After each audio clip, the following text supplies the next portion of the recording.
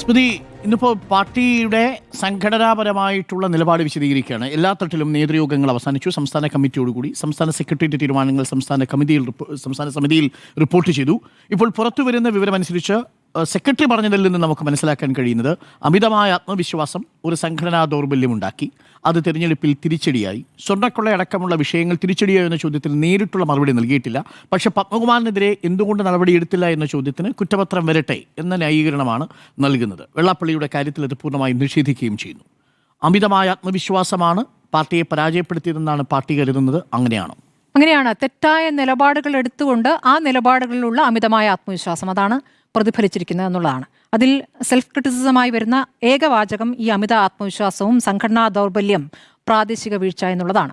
പ്രാദേശിക വീഴ്ചയുണ്ട്. സാധാരണഗതിയിൽ ജയിക്കാൻ കഴിയുമോ, അല്ലെങ്കിൽ അവിടെ ഉണ്ടായിരിക്കുന്ന പ്രശ്നങ്ങൾ എന്താണ് എന്ന അടിത്തട്ടിൽ കൃത്യമായി പാർട്ടിക്ക് അറിയാൻ പറ്റും. അവസാന നിമിഷങ്ങളിൽ കണക്ക് കൂട്ടിയിട്ട് ഇത്രയാണ് നമുക്ക് കിട്ടാൻ പോകുക എന്ന കൃത്യമായ കണക്ക് CPM-നാണ് കിട്ടിക്കൊണ്ടിരുന്നത്. പക്ഷേ ഈ തദ്ദേശ തെരഞ്ഞെടുപ്പിൽ അത് സംഭവിച്ചിട്ടില്ല എന്നാണ്. പകരം UDF-നാകട്ടെ കുറച്ചുകൂടി അത് വലിയ രൂപത്തിൽ ബൂത്തുകളിലെ കണക്ക് കൃത്യമായി സമാഹരിക്കാനായി അവരുടെ കണക്കുകൂട്ടലുകൾ ഏതാണ്ട് ശരിയാവുകയും ചെയ്തു. മാത്രമല്ല ഘടകകക്ഷികളിലെ പ്രശ്നങ്ങളുമൊക്കെ ഏതാണ്ട് പറഞ്ഞ് പരിഹരിച്ചു. LDF-ൽ അങ്ങനെ പ്രശ്നങ്ങളുണ്ടെന്നല്ല, UDF-ൽ ഉണ്ടായിരുന്നല്ലോ. ആ പ്രശ്നങ്ങൾ അവർ തമ്മിൽ പറഞ്ഞ് പരിഹരിച്ചിരിക്കുന്നു. വീടുകൾ കയറി ഇറങ്ങിയിട്ടുണ്ട്. അങ്ങനെ സംഘാടനത്തിലും സംവിധാനത്തിലും UDF മികച്ചു നിന്നു. ഈ തദ്ദേശ തെരഞ്ഞെടുപ്പിൽ കഴിഞ്ഞ ഉപതെരഞ്ഞെടുപ്പിലടക്കം കണ്ടു എന്നിരിക്കുന്ന ഒരു സാഹചര്യമാണ്. രണ്ടാമത്തെ പറയുന്നത് എന്താണ്? ശബരിമല AC-ഇല്ല. അദ്ദേഹത്തിന്റെ വാചകം, ശബരിമല വിഷയത്തിൽ UDF-ഉം BJP-യും വലിയ പ്രചാരവേല നടത്തിയെങ്കിലും ഉദ്ദേശിച്ച ഫലം അവർക്ക് കിട്ടിയില്ല എന്നും ആണ് വിലയിരുത്തൽ. അപ്പോൾ ശബരിമല ഉൾക്കൊള്ളുന്ന പന്തളം മുനിസിപ്പാലിറ്റി BJP-യിൽ നിന്ന് LDF പിടിച്ചെടുത്തു എന്നുള്ളതാണ് പ്രധാന വാദമായിട്ട് പറയുന്നത്. പന്തളത്ത് വിജയിച്ചു എന്ന് പറയുമ്പോൾ അക്രോസ് കേരള ഈ പറയുന്ന ശബരിമല വിവാദം ബാധിച്ചിരിക്കുന്നു എന്നുള്ളതാണ് CPM-നെ സംബന്ധിച്ച് ഏറ്റവും പ്രധാനപ്പെട്ട വിഷയമായിരിക്കുന്നത്.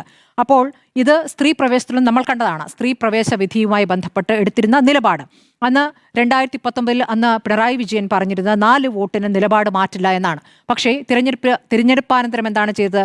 19 സീറ്റിലും തോറ്റ ഘട്ടത്തിൽ 10,000 വോട്ടിൽ ആലപ്പുഴ മാത്രമാണ് വിജയിച്ചത്. ആലപ്പുഴ മാത്രം വിജയിക്കുന്ന, അതായത് കനലൊരു തരി എന്നുള്ള വിജയമായിരുന്നല്ലോ. ആ വിജയത്തിന് ശേഷം കോടിയേരിയും സെക്രട്ടേറിയറ്റ് അംഗങ്ങളും ഒക്കെ തന്നെ വീടാന്തരം കയറിയിറങ്ങുകയും ഇതിലൊരു പിഴവ് പറ്റിയിട്ടുണ്ടെന്ന് പറയുകയും ചെയ്യുന്ന ഒരു സാഹചര്യം നമ്മൾ കണ്ടതാണ്. അപ്പോൾ അതാണ് നമ്മുടെ മുന്നിലെ യാഥാർത്ഥ്യം. അപ്പോൾ ഈ 941 പഞ്ചായത്തുകളിൽ UDF 532 അധികാരത്തിലുണ്ട് എന്ന യാഥാർത്ഥ്യത്തിൽ അവിടെ നിൽക്കുമ്പോൾ ഞങ്ങളാണ് വിജയിച്ചത് എന്ന് തോന്നിക്കുന്ന പ്രയോഗങ്ങൾ, പ്രതികരണങ്ങൾ അവിടെ നടക്കുന്നുണ്ട്.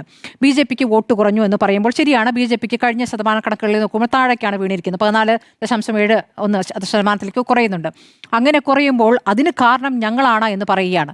അതെങ്ങനെയാണ് അത് ശരിയാവുക എന്നുള്ളതാണ്. BJP-ക്ക് വോട്ട് കുറഞ്ഞത് മുഴുവൻ ഞങ്ങൾ ഉണ്ടായിരുന്നുകൊണ്ടാണെന്ന് പറയുന്നതിലെ സാങ്കേതികത്വം മനസ്സിലാക്കുന്നില്ല. ഇനി മാധ്യമങ്ങൾ തെറ്റായ വാർത്തകൾ കൊടുത്തതുകൊണ്ട് വലിയ രീതിയിൽ അതൊരു പ്രചാരവേലയായി മാറി എന്ന് പറയുമ്പോൾ CPM-ന് വേണ്ടി സംസാരിക്കുന്ന മാധ്യമങ്ങളും മാധ്യമപ്രവർത്തകരും ശക്തമായി തന്നെ ഇവിടെ പ്രതികരിക്കുന്നുണ്ട്.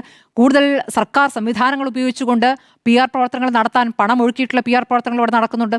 അപ്പോൾ അതൊന്നും ഏശിയിട്ടില്ല എന്നാണോ? അതാണോ ഈ പറയുന്ന ഒരു തരത്തിലുള്ള അമിത ആത്മവിശ്വാസം എന്ന് പറഞ്ഞത്? ആ പ്രചാരവേല ജയിച്ചില്ല എന്നാണ്. ഇനി LDF-ന്റെ വോട്ട് വർദ്ധിച്ചു എന്ന് പറയുമ്പോൾ അവസാനം നടന്ന പാർലമെന്റ് തെരഞ്ഞെടുപ്പിലെ കണക്ക് വെച്ചിട്ടാണ് പറയുന്നത്. ഇടതുമുന്നണിക്ക് വോട്ട് ശതമാനം കൂടിയെന്ന്. അങ്ങനെ നോക്കുകയാണെങ്കിൽ അതെന്തു തരം കണക്കെടുപ്പാണെന്ന് എനിക്ക് മനസ്സിലാകുന്നില്ല. 2021 നിയമസഭാ തെരഞ്ഞെടുപ്പിനേക്കാൾ വോട്ട് ശതമാനം ഞങ്ങൾക്കും കൂടിയെന്ന് UDF-നും പറയാമല്ലോ. അതൊരു കണക്ക്, അത് ആ ഒരു പാറ്റേൺ എങ്ങനെയാണ് ശരിയാവുക എന്നൊരു സാഹചര്യം ഇവിടെ നിൽക്കുന്നു. ഏറ്റവും പ്രധാനം എന്താണ്? ഈ പഞ്ചായത്തി രാജ് നഗരപാലിക നിയമം വന്ന ശേഷമുള്ള എല്ലാ തെരഞ്ഞെടുപ്പുകളും 7 തെരഞ്ഞെടുപ്പുകളിൽ 6 എണ്ണവും LDF-ആണ് വിജയിച്ചിട്ടുള്ളത്. 2010 മാത്രമാണ് UDF-ന് വിജയമുണ്ടായിട്ടുള്ളത്. അതാണ് ഏറ്റവും വലിയ തിരിച്ചടി. ആ തിരിച്ചടി മനസ്സിലാക്കാൻ കഴിയുന്നുണ്ടോ എന്നുള്ളതാണ് ഏറ്റവും പ്രധാനപ്പെട്ട കാരണം. ഇനി പ്രതിപക്ഷം നടത്തിയത് വർഗീയ പ്രചാരണമാണ് എന്ന് പറയുകയാണ്. എങ്ങനെയാണ് വർഗീയ പ്രചാരണമാകുന്നത്? ഏറ്റവും കൂടുതൽ വർഗീയ പ്രചാരണം CPM നടത്തുമ്പോൾ അത് ഗുണം ചെയ്ത് BJP-ക്കാണെന്നൊരു യാഥാർത്ഥ്യം അവിടെ നിൽക്കുകയാണ്. എല്ലായിടത്തും ജമാഅത്തെ ഇസ്ലാമി എന്ന് ആവർത്തിച്ച് പറയുക, ലീഗും ജമാഅത്തെ ഇസ്ലാമിയും ഒന്നാണെന്ന് പറയുക, ലീഗ് വർഗീയ പാർട്ടിയാണെന്ന രൂപത്തിൽ തന്നെ പ്രതികരിക്കുക. ഇതാണ് കഴിഞ്ഞ ഉപതെരഞ്ഞെടുപ്പിൽ ഒന്നടങ്കം മുഖ്യമന്ത്രി അടക്കം ചെയ്തതായിട്ട് നമ്മൾ കണ്ടിട്ടുള്ളത്. അത് ഒരു തരത്തിലും ന്യൂനപക്ഷ വോട്ട് നേടിക്കൊടുത്തില്ല. അതായത് ജമാഅത്തെ ഇസ്ലാമി എല്ലാത്ത ന്യൂനപക്ഷ വോട്ട് നേടിക്കൊടുക്കും എന്നാണ് ആദ്യം കരുതിയത്. അത് നടന്നില്ല. ലോക്സഭാ തെരഞ്ഞെടുപ്പിൽ അവരെ കൂടെ കൂട്ടാനുള്ള ശ്രമങ്ങളുണ്ടായി. അതിൻ്റെ ഭാഗമായിട്ട് ഇവിടെ പല കാര്യങ്ങളിലും ആദ്യം പ്രതികരിക്കുന്നു. പലസ്തീൻ അനുകൂല പ്രകടനവും പ്രതികരണവും ഒക്കെ നടത്തുന്നു. പക്ഷേ അതൊന്നും ഗുണം ചെയ്തില്ല എന്ന് കണ്ടപ്പോൾ നേരെ പ്ലേറ്റ് മാറ്റുന്നു. അപ്പോൾ ഭൂരിപക്ഷ വോട്ട് പിടിക്കാനുള്ള ശ്രമം നടത്തുന്നു. ആഗോള അയ്യപ്പ സംഗമം നടത്തുന്നു. അതും ഗുണമുണ്ടായില്ല. കാരണം അതിന് തൊട്ടു പിന്നെയാണല്ലോ ഈ ശബരിമല സ്വർണ്ണക്കൊള്ള വാർത്ത വരുന്നത്. അപ്പോൾ അത് ഈ ഭൂരിപക്ഷ വോട്ട് കിട്ടാൻ വേണ്ടിയിട്ടുള്ള ശ്രമം നടത്തുമ്പോൾ എന്താണ് ന്യൂനപക്ഷ വർഗീയതയ്ക്ക് എതിരെ എന്ന മട്ടിൽ പറയുന്നത് ഇവിടെ ഇല്ലാത്ത വർഗീയത ആവർത്തിച്ച് പറഞ്ഞുകൊണ്ടിരിക്കുകയാണ്. അത് ന്യൂനപക്ഷ വോട്ട് കൂടി ഇല്ലാതാക്കി. എന്നാൽ ശബരിമല സ്വർണ്ണക്കൊള്ള ഭൂരിപക്ഷ വോട്ടും ഇല്ലാതാക്കി. അപ്പോൾ ഫലത്തിൽ രണ്ടും കിട്ടാത്തൊരു സാഹചര്യം അവിടെ നിൽക്കുന്നു എന്നുള്ളതാണ്. അപ്പോൾ ആരാണ് വർഗീയത ഇവിടെ പറഞ്ഞിട്ടുള്ളത്? വർഗീയത പറഞ്ഞിട്ടുള്ളത് ഇവിടെ BJPയും CPM മാത്രമാണ് എന്നുള്ളതാണ്. ഈ തെരഞ്ഞെടുപ്പിൽ നമ്മൾ കണ്ടിട്ടുള്ള സ്ഥിരം രീതി അതാണെന്നുള്ളതാണ്. അതിൽ നിന്നും CPM പിന്നാക്കം പോവുക എന്നുള്ളതാണ് ഏറ്റവും പ്രധാനപ്പെട്ട കാര്യം. അങ്ങനെ ഒരു തിരിച്ചറിവിലേക്ക് പാർട്ടി എത്തിയിട്ടുണ്ടോ എന്ന് എനിക്കറിയില്ല. ശബരിമല സ്വർണ്ണക്കൊള്ളയുമായി ബന്ധപ്പെട്ട് അത് വലിയ തിരിച്ചടിയായെന്നും പത്മകുമാറിനെതിരെ നടപടി എടുക്കാഞ്ഞത് തിരിച്ചടിയായും എന്നൊക്കെയുള്ള വിലയിരുത്തലുകൾ അകത്തുണ്ടായിട്ടുണ്ട് എന്നുള്ള വാർത്തകൾ നമ്മൾ കണ്ടിരുന്നു. പക്ഷേ വാർത്താ സമ്മേളനത്തിൽ അദ്ദേഹം അത് പറയുന്നില്ല. അദ്ദേഹം പറയുന്നത് എന്താണെന്ന് വെച്ചാൽ, നടപടി എടുക്കുകയാണെങ്കിൽ അതുകൊണ്ട് ഞങ്ങൾ നടപടി എടുത്തു എന്ന രൂപത്തിൽ നിങ്ങൾ അവതരിപ്പിക്കില്ലേ? അങ്ങനെ തന്നെ അവതരിപ്പിക്കണം. എന്താണ് ശബരിമല സ്വർണ്ണക്കൊള്ളയുമായി ബന്ധപ്പെട്ട് ആരോപണ വിധേയനായതുകൊണ്ട് ഞങ്ങൾ ഇതാ പാർട്ടിയിൽ നിന്ന് പുറത്താക്കുന്നതിന് പറയണം. അപ്പോൾ പാർട്ടിക്ക് കുറച്ചുകൂടി അത് അഭിമാനകരമായ തീരുമാനമാവുകയല്ലേ ചെയ്യുക. അപ്പോൾ നിലനിർത്തുന്നു. ഇന്നിപ്പോൾ ഒരു അറസ്റ്റ് കൂടി ഉണ്ടായിട്ടുണ്ടല്ലോ, അതും പാർട്ടി അംഗമാണ് അല്ലേ?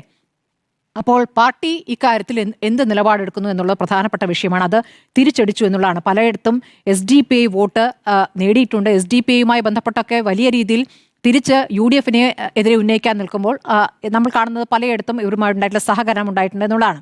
ഇനി തിരുവനന്തപുരം നഗരസഭയുടെ കണക്കുകൾ നോക്കുമ്പോൾ ഈ BJP മറ്റത്തൂർ ഒരു പ്രധാനപ്പെട്ട വിഷയമായി ചൂണ്ടിക്കാണിക്കുന്നുണ്ടല്ലോ. മറ്റത്തൂരിൽ യഥാർത്ഥത്തിൽ അവിടെ കോൺഗ്രസിന്റെ ജില്ലാ നേതൃത്വത്തിന് വലിയ പിഴവ് സംഭവിച്ചിരിക്കുന്നു. മറ്റത്തൂരിൽ കാലങ്ങളായി അവിടെ രണ്ട് ഗ്രൂപ്പായി ഏറ്റുമുട്ടുകയാണ്.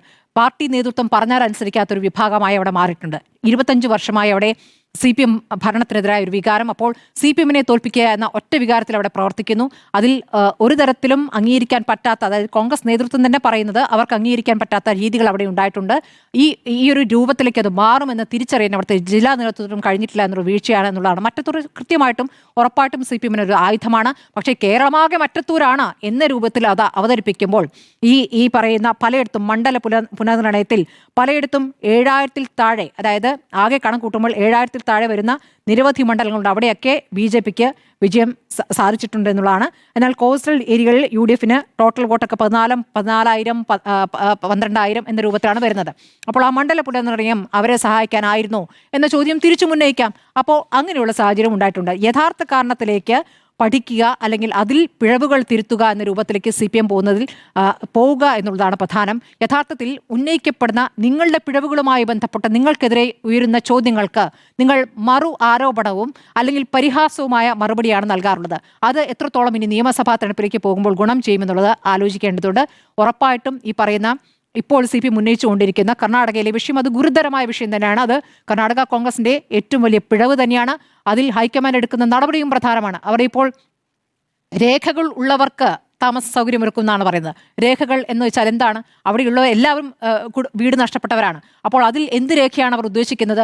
അവിടെ എല്ലാവരെയും പുനരധിവസിക്കുക എന്നുള്ളതാണ്. ആ രൂപത്തിലേക്ക് പോയില്ല എങ്കിൽ അത് വലിയ തിരിച്ചടിയാകും. ഈ പറഞ്ഞ പോലെ ഞങ്ങളുടെ ആഭ്യന്തര കാര്യം എന്ന് കർണാടക സർക്കാരിന് പറയാൻ പറ്റില്ല. ഇവിടെ ഇത് പറയാൻ കാരണം ഇതും ഇവിടെ ഒരു ആയുധമാവുകയാണ് എന്നുള്ളതാണ്. വരുന്ന നിയമസഭാ തെരഞ്ഞെടുപ്പിൽ ഇതൊരു ആയുധമാകും. ഇപ്പോൾ ഇതാ മുഖ്യമന്ത്രി തന്നെ ഇറങ്ങിക്കൊണ്ടുള്ള പ്രചാരണ പരിപാടികൾക്ക് തുടക്കമാകുന്നു എന്ന ആലോചനകൾ കൂടി നടക്കുകയാണ്. അപ്പോൾ ഇനി തിരഞ്ഞെടുപ്പ് തന്ത്രങ്ങൾ രൂപം നൽകുമ്പോൾ എന്താണ് CPM മുന്നോട്ട് വയ്ക്കുന്നത്, അതിൽ CPMന് പറയാൻ എത്രത്തോളം അവകാശമുണ്ട് എന്നൊരു വിഷയം കൂടി അവിടെ നിൽക്കുന്നു. അപ്പോൾ ഇപ്പോൾ പറഞ്ഞിരിക്കുന്ന കാര്യങ്ങൾ മുഴുവൻ സ്വയം വിമർശനപരമായിട്ടല്ല, മറിച്ച് പ്രതികരിക്കുന്നവരോട്, ചോദ്യങ്ങൾ ചോദിക്കുന്നവരെ പരിഹസിക്കുന്ന രൂപത്തിൽ, അതായത് മാധ്യമങ്ങൾ പ്രചാരവേല നടത്തിയത് കൊണ്ട്, UDFും BJPയും പ്രചാരവേല നടത്തിയത് കൊണ്ട് ഞങ്ങൾ പരാജയപ്പെട്ടു എന്ന് പറയുന്നത് ശരിയല്ല. നിങ്ങളുടെ പിഴവുകൾ എന്താണെന്ന് കൃത്യമായി നിങ്ങൾ അകത്ത് പരിശോധിച്ചിട്ടുണ്ടാകാം. എന്തായാലും പുറത്തേക്ക് പറഞ്ഞിട്ടില്ല എന്നുള്ളത്.